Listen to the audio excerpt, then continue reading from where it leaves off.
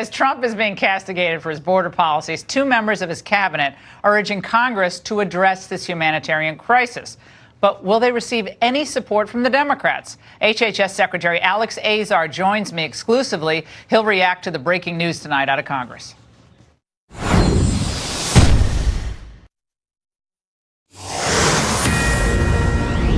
As we told you at the top of the show, Fox News reporting tonight, the Democrats are balking at the supplemental border request of $4.5 billion. So let me just get this straight. They claim President Trump is making this crisis worse, yet they will not step up to fix these facilities and actually pay for beds for children.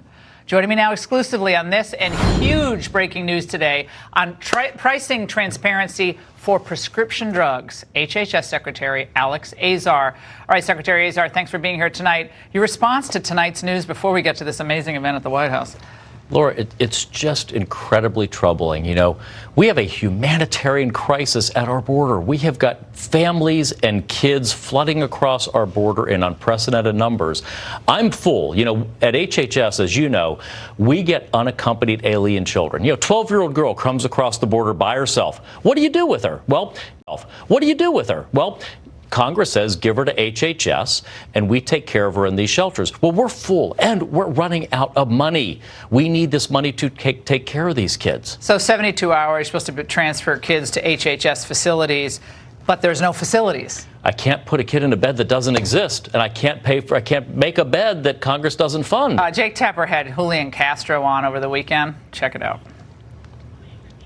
If HHS needs $3 billion more to improve the conditions to build more housing, wouldn't that alleviate it? You're talking about not giving one more dime, and it doesn't make any sense to me. I wouldn't give them one more dime for these types of conditions. I don't have confidence that if you give them more money right now, if they have a plan to actually have, different conditions. Your response to that? What conditions are we talking about? We provide these kids some of the safest, most secure environments that some of these kids have unfortunately ever had. They're provided a safe environment. They're provided 3 square meals a day. They're provided snacks. When we have funding from Congress, they get recreation. They have full education services. Do they have health and dental? They get medical. They get mental health. They get dental. They get vision. And by the way, there's this false narrative that somehow we're trying to keep these kids with us for a long period of time. Our goal at HHS is to have these kids with us for 0 days if we could. We don't want any kids in our care. We've actually decreased the average number of days a kid stays with us from over 90 days to 44 days. That's how fast we're trying to get these kids out to sponsors, family members here in the United States. So we don't want any kid with us one day longer than they have to be with us. This is not what HHS or the U.S. government doesn't have facilities to detain families. I mean, we never had this problem until the magnet was created at this border. You and I both clerked together. The federal courts have a lot of power in putting these nationwide injunctions. You've seen it at HHS across a whole bunch of issues, and I think that's another issue this administration has to hit. We have to talk about what's going on with prescription drug prices. If I hear from one more person about the cost of prescription drugs, the president said he was going to deliver.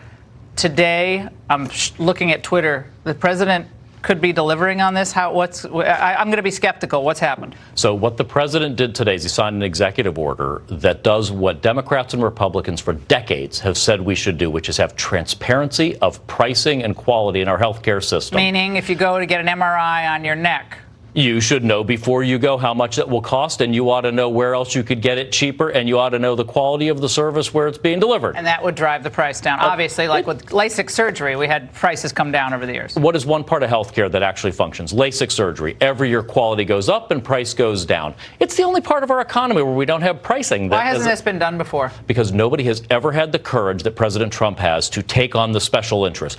Trust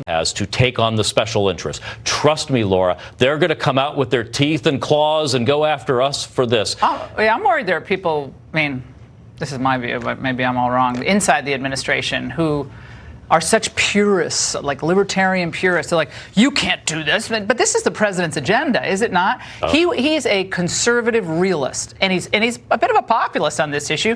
These prices have to come down, and it has to be fairness across the board for Americans seeking this care. The president is absolutely a populist on health care. He is looking out for the average worker. You know, his motto is, I want affordable, personalized, patient-centric health care that puts you in control, that treats you like a human being and not like a number. Are the Democrats giving you like high five? I mean, any support, like thanks? I mean, we'll work. We actually, on this area of transparency on price and quality, I think we all can get together on that. In fact, I've gotten communications from some Democrats today saying, wow, you guys are actually doing that?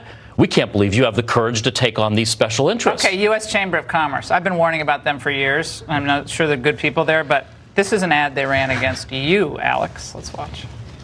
In America, the government doesn't set drug prices or block seniors' access to life-saving drugs because a bureaucrat decides it's not worth the price.